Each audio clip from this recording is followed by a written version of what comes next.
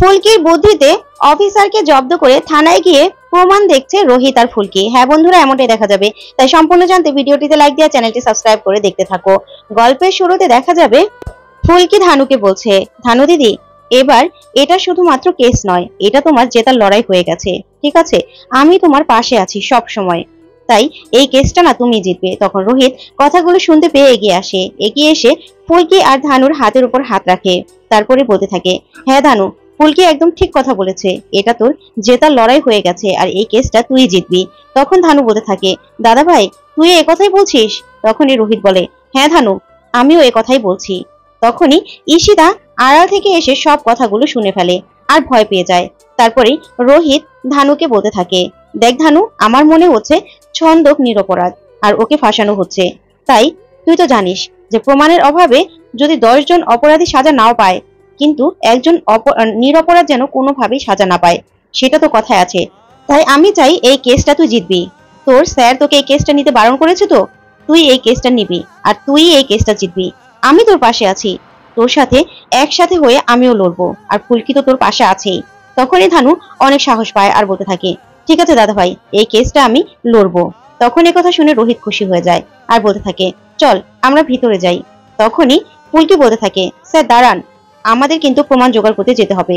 দাদা ভাই ওই যে বলেছিল না মোহনাপুর থানায় গিয়ে যেসব প্রমাণ দেখার কথা, সেগুলো কিন্তু বুদ্ধি করে করতে হবে। তখন রোহিত বলে, হ্যাঁ ফুলকি, সেটা অনেক বড়ভাবে প্ল্যান করে করতে হবে, চলো আমরা ভিতরে গিয়ে প্ল্যানগুলো করে নেই।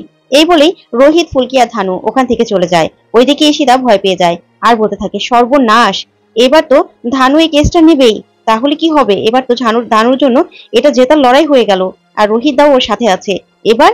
এই বলেই ঈশিতা সাথে সাথে রুদ্রকে কল দেয় আর কল দিয়ে বলতে থাকে, রুদ্রদা, এখানে খুব বড় প্রবলেম হয়ে গেছে। তখন রুদ্র বলে, কিসের? তখনই বলতে থাকে ঈশিতা যে ধানুর স্যার ফোন করেছিল আর ফোন করে এই কেসটা নেওয়ার জন্য বারণ করেছে, কিন্তু ধানু এই কেসটা নেবে। আর এবার কিন্তু রোহিত দা ওর পাশে আছে, এবার ধানুর জন্য এটা জেতার লড়াই হয়ে গেছে। আর রোহিত দা কি এবার ছেড়ে দেবে নাকি? কিছুতেই ছেড়ে দেবে না। তাহলে রুদ্রদা, এখন কিছু একটা করো, তুমি কিছু একটা করে এই কেসটা বন্ধ করে দাও, বন্ধ করে দাও। ওরা তো, আমি শুনলাম মহারাপুর থানায় কিছু প্রমাণ জমা পড়েছিল কোর্টে, সেই প্রমাণগুলো দেখতে যাবে। এখন কি হবে রুদ্রদা? তাহলে সবকিছু হলে তো আমি ধরা পড়ে যাব, আমি এক্সপোজ হয়ে যাব। তখনই রুদ্র বলতে থাকে, এত ঘাবড়িও না তো, এত চিন্তা করো না, আমি এখনো আছি তো, আমি আছি, ফোনটা রাখো তো। এই বলে ঈশিতা ফোনটা রেখে দেয়। আর ওইদিকে রুদ্র মনে মনে বলতে থাকে, এবার এবার কি হবে? রোহিত রোহিত ধানুর সাথে এই কেসটা সব রকম সাহায্য করবে। এবার তো ছন্দক যে নিরপরাধ সেটা প্রমাণ হয়ে যাবে, আর ছন্দক ছাড়াও পেয়ে যাবে। তাহলে ফেসে যাবে কে? ঈশিতা রায়চৌধুরী। আর ঈশিতা রায়চৌধুরী ফেসে গেলে কেঁচো খুঁটে কেউটা বেরিয়ে যেতে পারে, আমি কোনোভাবে ফেসে যেতে পারি না। না রুদ্ররূপ সান্যাল, এবার এটা করা যাবে না, কিছুতেই করা যাবে না। এখন কি করব? ঠিক তখনই সে রিটায়ার্ড প্রাপ্ত অফিসারকে কল দেয় রুদ্র, আর কল দিয়ে তাড়াতাড়ি করে অফিসে আসতে বলে। তখন ওই লোকটা আসলেই রুদ্র বলতে থাকে, এত সময় লাগে নাকি? তখনই অফিসার বলে, স্যার বলুন কিসের জন্য আসতে বলেছেন?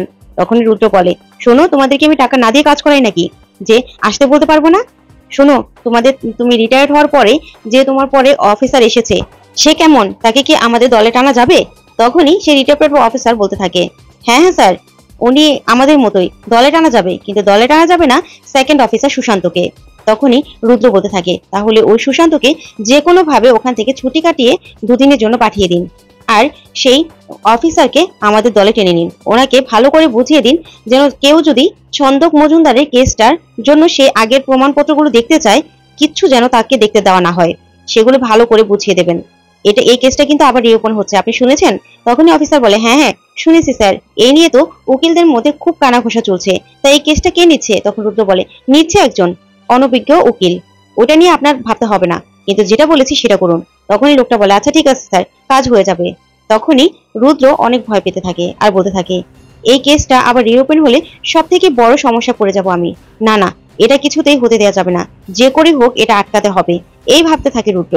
তারপরেই অন্যদিকে দেখা যাবে রোহিত সকাল সকাল রেডি হয়ে চলে আসে। তখনই থানু বলতে থাকে, দা ভাই তুই কোথায় যাচ্ছিস? আমাদের না আজকে মোহনাপুরে থানায় যাওয়ার কথা? তখন রোহিত বলে, হ্যাঁ সেখানেই যাচ্ছি। তখনই থানু বলে, তুই খেপেছিস? ফুলকি জানতে পারলে কি হবে জানিস? কুরুক্ষেত্র বেঁধে যাবে, ফুলকিকে ছাড়া একা তুই গেলে। তখনই রোহিত বলে, দেখ ধানু, ফুলকি এই কেসটা নিয়ে মাতামাতি করে এমনিতেই অনেককে জানিয়ে ফেলেছে, তাই আমি চাই না এই ছন্দক মজুমদারের কেসটার কারণে ফুলকির ওপর কোনো বিপদ হোক, ফুলকি যে কোনো বিপদে পড়তে পারে, তাই আমি আগে যাচ্ছি থানায়। আর তাছাড়া সুশান্ত তো বললো এই অফিসার অনেকটা গোলমেলে, তাই আমি গিয়ে আগে পরিস্থিতিটা বুঝি, তারপরে তোকে আর ফুলকিকে নিয়ে যাব, ঠিক আছে?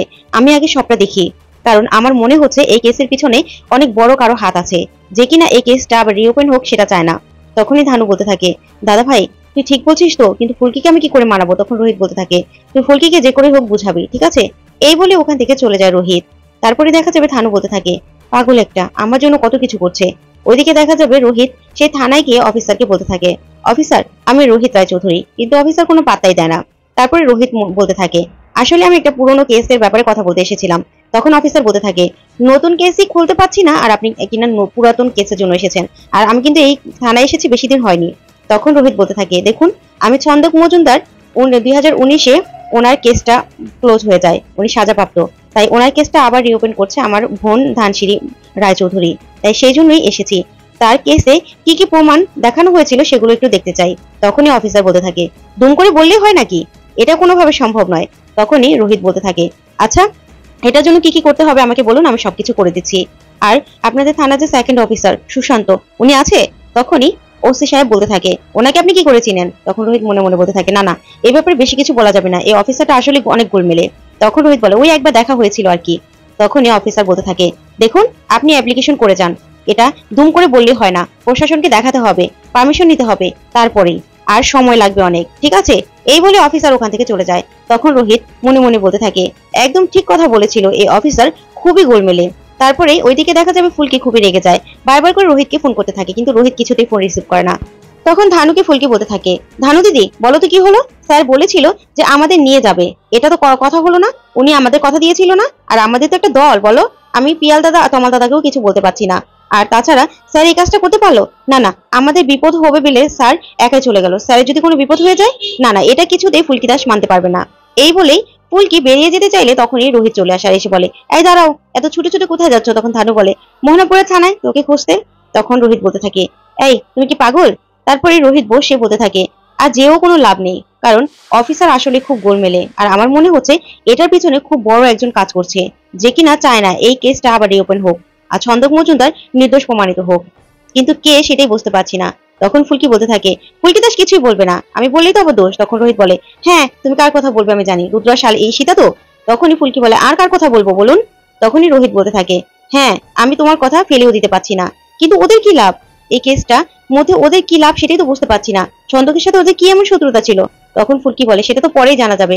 ঠিক তখনই ভোম্বল ফোন করে বলতে থাকে কীর্তনের ব্যাপার, আর বাড়ি বাড়ি প্রসাদ বিলি করার ব্যাপার। তখনই ফুলকির মাথায় একটা বুদ্ধি আসে, আর রোহিতকে ফোনটা রেখে বলতে থাকে, স্যার আমার মাথায় না একটা বুদ্ধি এসেছে, কিন্তু আমি চাইলে বলতেও পারি নাও বলতে পারি। তখনই ধানু আর রোহিত অবাক হয়ে যায়। ঠিক তখনই পিয়াল সেখানে চলে আসে, আর এসে বলতে থাকে, এই ফুলকি কিসের বুদ্ধি গো, কিসের প্ল্যান? তখনই ফুলকি বলতে থাকে, আরে ভোম্বল দাদা বললো তো কীর্তনের অনুষ্ঠান আছে, আমরা যাবো তো, সবাই মিলে যাব, আর বাড়ি বাড়ি প্রসাদও বিলি করবো, ঠিক আছে? সব জায়গায় প্রসাদ বিলি করা হবে, তাই আমরা মোহনাপুরের দিকেই প্রসাদ বিলি করতে যাব। যা শুনে তমাল পিয়াল আর মেতে ওঠে। তখন পিয়াল বলতে থাকে, আচ্ছা আমি তমাল দাদাকে বলে আসি। তারপরে রোহিত বলতে থাকে, এবার হলো তো ফুলকি দাস, এখনো তমালকে বলবে, তমাল ঈশিতাকে বলবে, তারপরে তুমি কি করে সামলাবে? তখন ফুলকি বলতে থাকে, আচ্ছা ঠিক আছে সেটা আমি দেখে নেবো, কিছু একটা বলে বুঝিয়ে নেবো। ঠিক তখনই এগুলো শুনে লাবু বলতে থাকে, এই তোরা কোথায় যাবি রে, আমাকে নিবি না তোদের দলে? তখনই রোহিত বলতে থাকে, দিদি তুই যে যাবি তোর স্বামী সেটা মেনে নেবে? তখনই লাবু অবাক হয়ে যায় আর বলতে থাকে, ভাই তুই সেই মারার পর থেকে রুদ্রকে আর বিশ্বাস করিস না তাই না? তখনই ফুলকি বলতে থাকে, দিদিকে কি নেওয়া ঠিক হবে?